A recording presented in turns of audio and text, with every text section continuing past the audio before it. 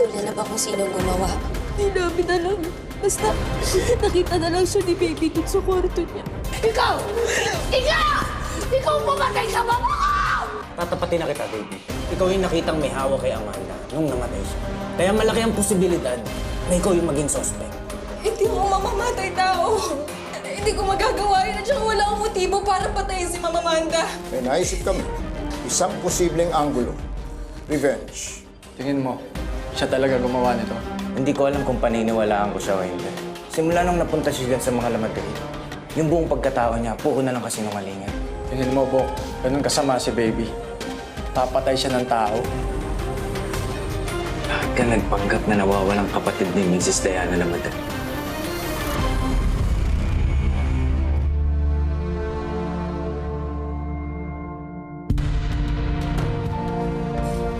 Abo, bakit mo pinapunta dito? Kailangan kang makausap, Bok. Ito si Miss Linda Baez. Jumper me dito sa hotel. May nakita daw siya nung gabing pinatay si Mrs. Barameda. Sige, Miss Baez. Pakiulit na lang sa kasama ko yung nakita mo. Naglalakad po ako nun sa koridor sa labas ng kwarto ni Ma'am Amanda. Nakasalubong ko po si baby. Yung nakakita po ng may saksak si Ma'am Amanda. Nakita mo siyang pumasok ng kwarto? Opo, pero bago po yun, sabay po namin nakita yung dugo sa sahig. Kinabahan na po kami. Nakita po namin na medyo bukas po yung pinto ng kwarto. Sabi po sa akin ni baby, humingi na po ako agad ng tulong. Kaya naghanap na po ako agad ng security. Sabay na nakita ni baby at ni Miss Baez ang dugo sa labas ng kwarto ni Mrs. Barameda. Posibleng siya ang pumatay dito. So kung gano'n, hindi talaga si baby ang pumatay kay Amanda Barameda.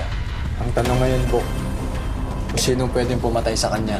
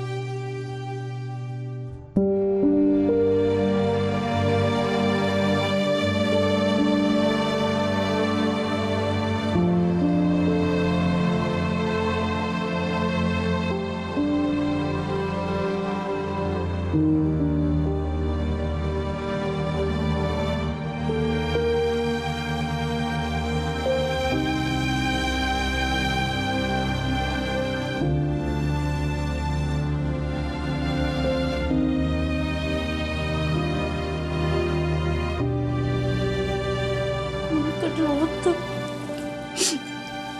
Paano na po ngayon? Ano na po ang Mama Amanda?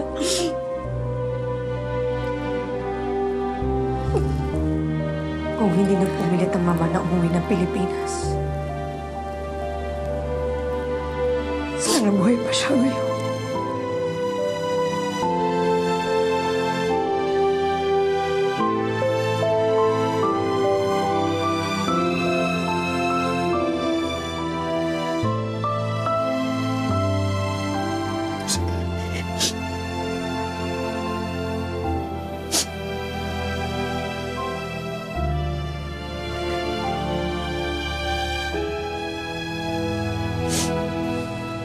Anong ginagawa niyo dito?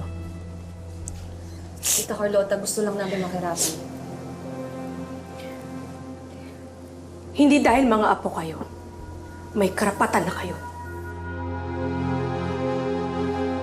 Tandaan niyo, itinakwil niyo siya. Kung hindi dahil sa inyo, hindi siya mamamatay. Tita, alam mong wala kaming kinalaman sa pagkamatay ni Lola. Nagkaayos kami bago siya mawala. Di ba niya sinabi sa'yo? Hindi. Wala siyang binabanggit sa akin. Iniiyakan niya kayo dahil hindi niyo siya matanggap na lola ninyo. Hindi totoo yan. Nag-usap pa kami bago siya mamatay. Naikwento pa nga niya sa amin na nakulong siya dahil hinahanap niya kami. Ano? Ngayong patay na ang mama, nagmamakaawa kayo, natanggapin ko kayo? Hindi ako si mama. Wala na siya. You're too late! Kaya umalis na kayo! Tita, galit ka rin ba sa akin? Di ba dumadalaw ako dito? Ako tanggap ko si Lola. Saka pa, hindi ko alam kung tunay na anak ka nga ni Ate Elizabeth. Kaya umalis na kayo kung ayaw niyong ipakaladkad ko kayo palabas. Kahit man lang ngayon, galangin niyong mama. Malis na kayo! Umalis na kayo! Alis! Alis! Umalis na kayo!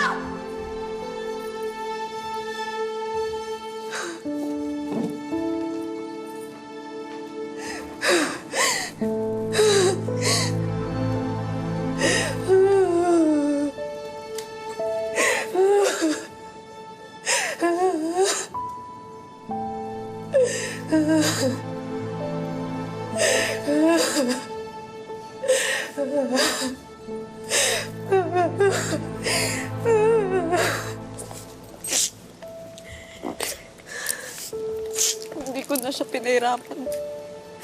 Kung pinatawad ko siya agad, sana hindi na umabot sa ganito.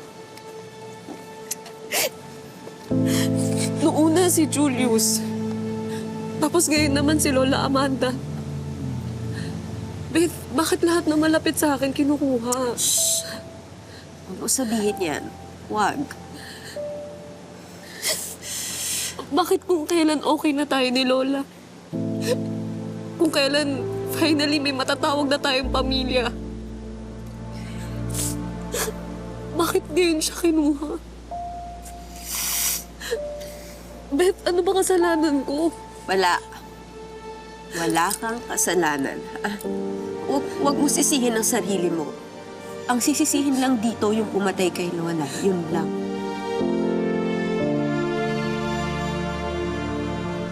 Kung ayaw tayong tanggapin ni Tita Carlota, edi wag! Tingin ko naguguluhan lang siya sa mga nangyayari ngayon. Balik tayo ng ibang araw. Kaya umiyak. Kaya umiyak. Ate Diana, Ate Beth, sinabi niyo ba kay Lola na pinagdududahan niyo ako bilang kapatid niyo? Bakit ganun yung sinasabi ni Tita kanina? Hillary, pwede ba? Hindi to tungkol sa'yo, ah. Alam niyo, kahit duda kayo sa akin, hindi ko rin naman matanggap na wala na si Lola Amanda. Siya na lang yung kinakapitan ko na pwede sanang maniwala sa akin.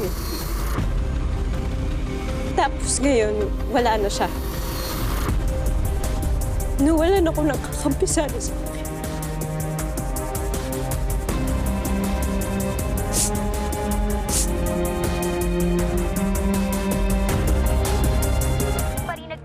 Pahayag ang mga otoridad tungkol sa pagpaslang sa CEO ng Grand Horizons Corporation na si Amanda Barameda.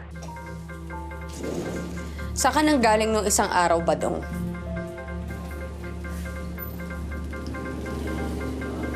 Naghanap ng racket. Huwag ako. Yun yung araw na tumawag sa'yo si Hillary, sinabing kailangan ka niya, kaya ka nagmamadaling umalis. Nagkita nga kami, pero sandali lang, naghiwalay din kami. Pagtapos nun, naghanap na ako ng racket. Anong pinag-usapan niyo ni Hillary?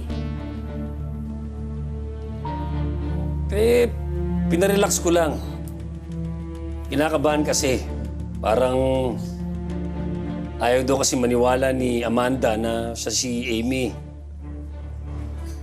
Sabi ko naman sa kanya, kinakabahan lang siya. Kaya naman niyang bulahin yun.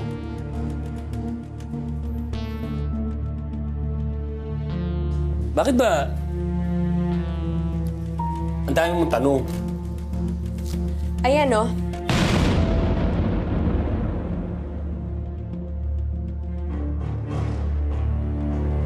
Patay na ang lola ng magkakapatid. Pinatay. Hindi ba lang sinabi sa'yo yun ni Hillary? Hindi. Hindi pa kami nag-uusap eh. Hindi pa naman siya tumatawag eh. May kinalaman ka ba dyan? Wala! Magsabi ka ng totoo. May kinalaman ka ba dyan? O sa kilala mo ko, lahat kaya kong gawin para sa'yo at para sa pamilya natin. Pero isa lang ang hindi ko kayang gawin, ang pumatay ng tao. Dahil hindi ako mamamatay tao.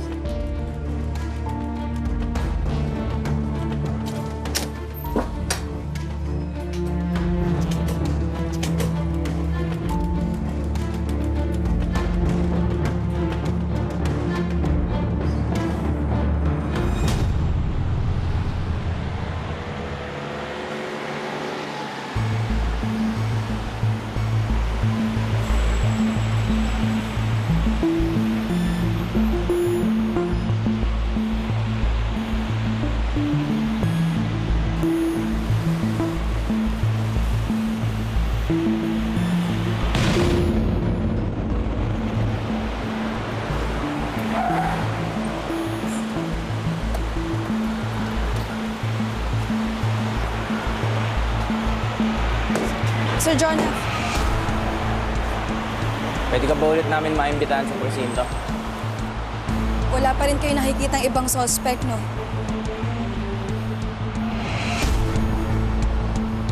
Kaya ako nahuhulihin niyo. Iba to. Meron tayong importanteng dapat pag-usapan.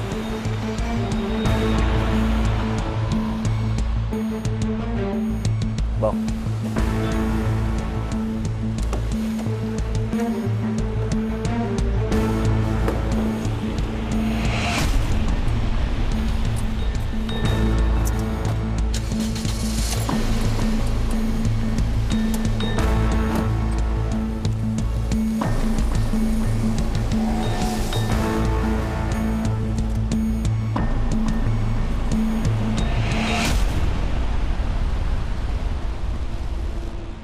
Niniwala na kami sa'yo, baby, na hindi ikaw ang pumatay kay Mrs. Barameda. Salamat, sir.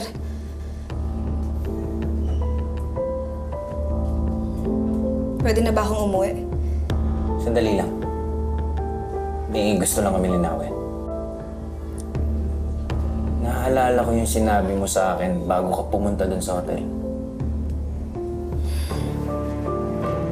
Sinabihan ako ni Ma'am Shi na pupuntahan daw ni Papsi si Hillary. Malakas ang kutob ko na dun sila sa event pupunta. At kaya nandun din kami sa hotel. Dahil may surveillance kami kay Badong na nandun daw siya. Naalala ka ba na nakita mo siya?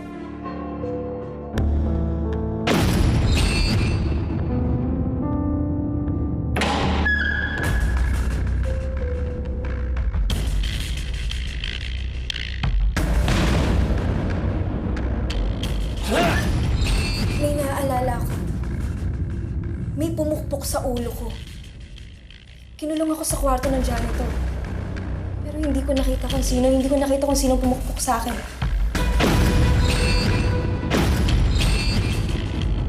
Tingin niyo ba may kinalaman si Papsi dito?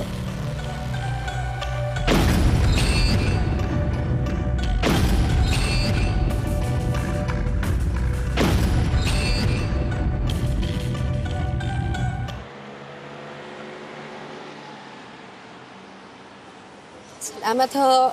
Mamshi. Oh, anong ginagawa mo dito? Ikaw ang kulit mo talaga. Pag nakita ka ng papsi mo eh. Mamshi, hindi niya ako makikita. Sinigurado ko na malayo ka na sa bahay bago ako lumapit. Umorder ka kung gusto mo kainin dyan. Kuya, isang pansit po.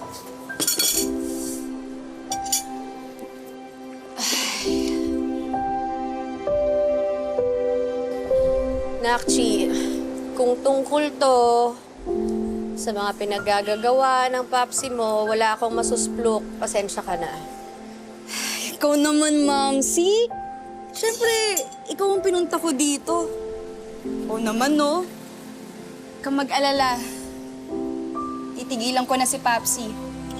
Tsaka, nilalayuan ko na rin sila, Ma'am Diana. Nadadamay lang ako sa kanila eh. Sarah, tungkol to dun sa pagpatay sa lola nila, no? Yun nga, Mamsi eh. Muntik pa akong madamay.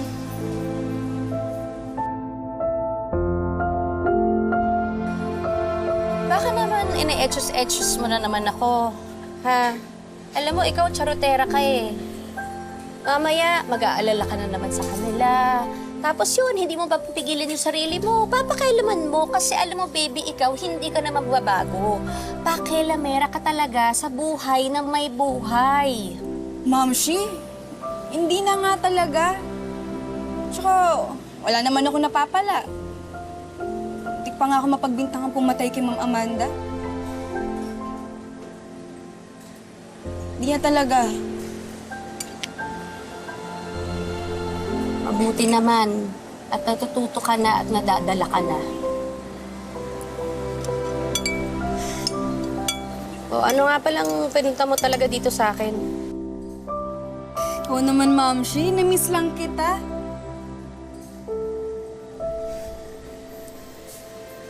Mamsi, ako na magbabayad na ito. Order ka lang. Okay na. Kakasweldo ko lang.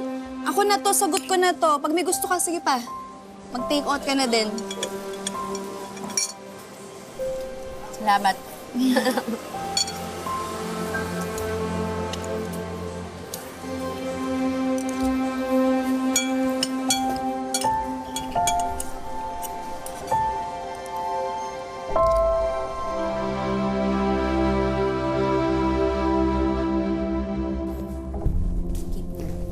Diana, bakit pumasok ka pa? Nagluluksa ka, di ba? Hindi ka pa nga nakakalagpas sa first stage of grief. Denial yan. Mas mabuti na to, Vera, kaysa magkulong ako buong araw sa bahay. At least dito, mabusy yung utak ko sa trabaho. Diana? You're here. Oo, Vlad, bakit? Carlota Barameda's representative is here. Pag-uusapan yata yung tungkol sa merger. Sino to, yung abogado niya? Yes. Kita mo? Yung tita mo, na galit na pinagtutulakan kayo palabas ng burol ng lola niyo. Eh ngayon, moving forward, yung representative niya. You don't have to worry. I'm still in control. Hindi ko papabayaan tong kumpanyang to. You know that.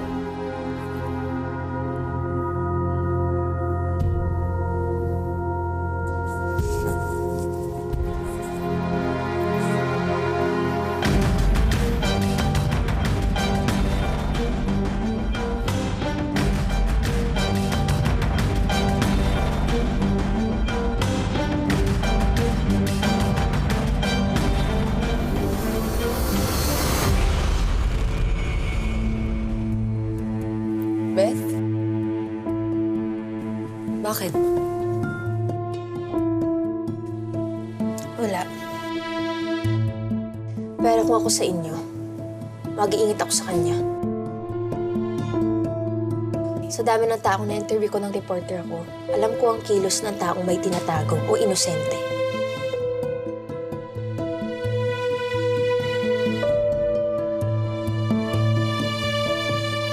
Sa kinikilos niya, para siyang may pinaplano. Sige, salamat, Beth. nang bahala dito. Thank you. Attorney Manalo.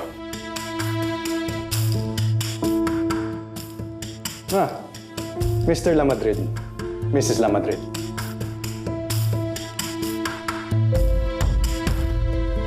Diana.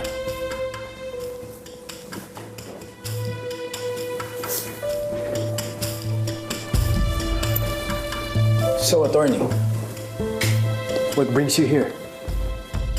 Pinapunta ako rito ni Miss Carlota para ipaalam sa inyo na ako na muna ang haharap sa inyo habang nagluluksa siya at naghahanda para sa last rites ni Ma'am Amanda. Yeah, we understand. Pero may concerns ba si Miss Carlota na gusto niyang iparating para sa amin? Gusto niyang ipasilip sa akin ang mga financial records ng La Madrid. Lahat ng financial assets at mas importante, ang mga liabilities ninyo in the last few years. Okay, wala namang problema doon, attorney, pero aprobado ba ito ng board ng Grand Horizons? Of course!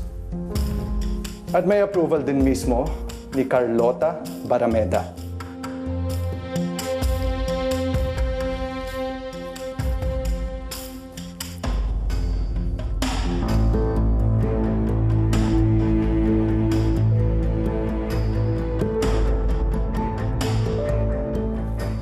Teka lang, hindi ba pwedeng tanungin ko muna si Tita Carlota tungkol dito? Hindi na kailangan, Mrs. Lamadrid. At alam naman natin kung anong mangyayari pag nagkaharap kayo, di ba?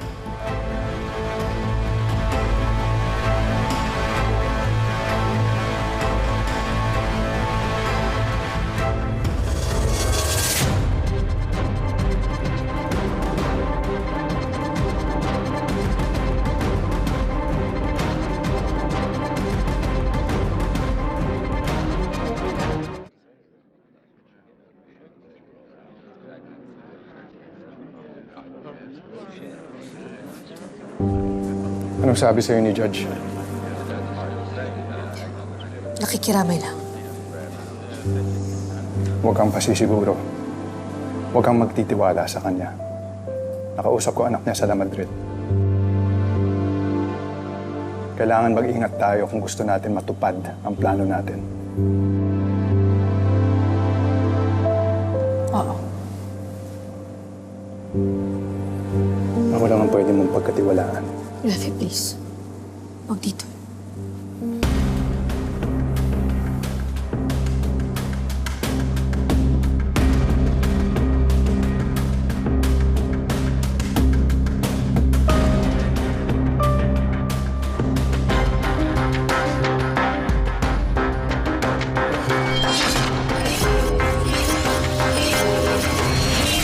Nakakaawa yung nangyari sa ulan nila, Ma'am Diana at saka Beth. Pakita mo sa kanila na apektado ka. Apektado talaga ako, Pap. Hello! Pinatay yung tao! Kung totoong apektado siya, bakit hindi pa kasi siya umamin na hindi siya ang totoong ini? Labas na tayo doon!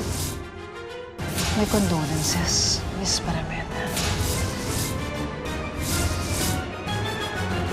Your mother will always be in my prayers. Kailangan mag-ingat tayo kung gusto natin matupad ang plano natin.